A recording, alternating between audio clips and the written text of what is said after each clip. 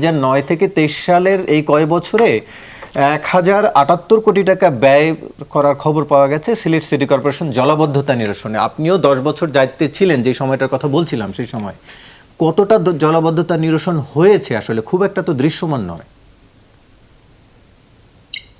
আসসালামু আলাইকুম।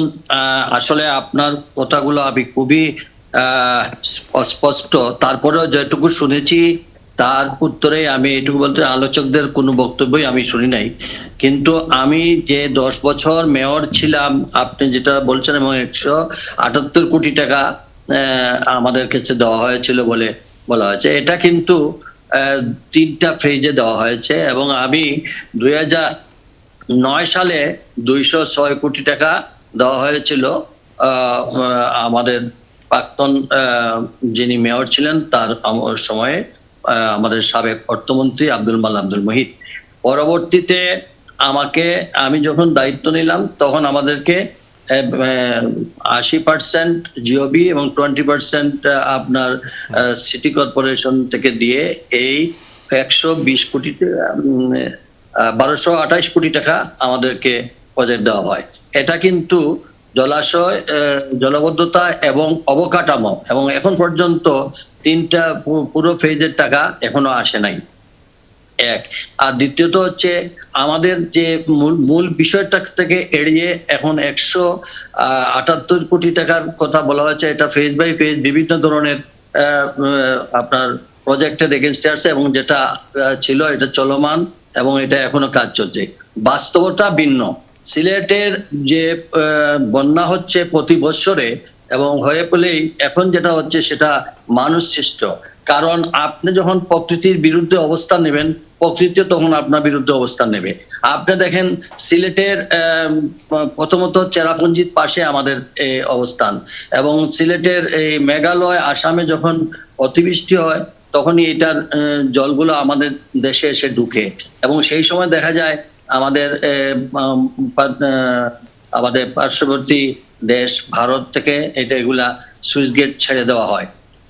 দ্বিতীয়ত হচ্ছে আমাদের 3টি রাস্তা করা হয়েছে, যেমন এটা মিঠামইন যেটা, সেই রাস্তার কারণে আমাদের একটা প্রতিবন্ধকতা। আবার সিলেটে বঙ্গবন্ধু ন্যাশনাল হাইডিং পার্ক হয়ে কোম্পানিগঞ্জে এটা রাস্তা করেছেন, সেটা তো আপনার ওই চ্যানেলগুলো রাখা হয় নাই। তৃতীয়ত আপনার এই ব্রাহ্মণবাড়িয়া থেকে সরাইল থেকে আরেকটা রাস্তা নিয়ে বাদ দিয়েছেন। এইভাবে প্রতিটি হাওরগুলো, এবং সিলেটের বাগা এলাকা থেকে শুরু করে টুয়ার্ডস জাফলং পর্যন্ত 6টি হাওরকে আপনারা ভরাট করে দিয়ে সেখানে বড় বড় মানে সংস্থাগুলোর অফিস হলো, পানি যাওয়ার চ্যানেল রাখা হলো না। এবং এই জন্য, এবং গত 100 থেকে 150 বছরের মধ্যে আমরা বারবার চিৎকার করেও আমাদের এখানে নদী খনন করা হলো না। এবং সিটি কর্পোরেশনের ভিতরে যেটুকু অংশ আমরা এনক্রোচমেন্ট ছিল সেটা উদ্ধার করে নিয়ে আসলাম, কিন্তু ছড়ার মালিক হচ্ছে জেলা প্রশাসক। এখনো অনেক ছড়ার উপর ওনারা লিজ দিয়ে বসে আছেন। ছড়াগুলোর নৈবতা সেখান থেকে আমরা এখনো মানে অবস্ট্রাকশন গুলো তুলে দিতে পারি নাই। পাশাপাশি আপনি সিলেট অঞ্চলের বন্যা এবং যেখানে অ্যালার্মিং আছে আপনার ভূমিকম্পের জন্য, আমি গত বন্যার সময় মাননীয় প্রধানমন্ত্রী আসছিলেন, তৎকালীন আমরা প্রয়াত প্রফেসর জামিল রোজা সাহেবের সহ একটা টিমের মাধ্যমে একটা ফিজিবিলিটি। আপনি বলতে চাইছেন যে সিলেটের বাইরে অন্যান্য অনেকগুলো কারণ রয়েছে, মানে শহর রক্ষা বাদ দিতে হবে, নদী খনন করতে হবে, এবং এটা একা সিটি কর্পোরেশনের টেরিটরির বাইরে যে আসে পানিগুলো, এটা সিটির বাইরে থেকেও আসে, এবং আমাদের এই পানির সঙ্গে অনেকগুলো। আচ্ছা, সিটির কাজগুলো কি ঠিকমতো হয়েছে? আমি একটি লাইনে আপনার উত্তরটা নিয়ে আবার একটু বিরতিতে যেতে চাই।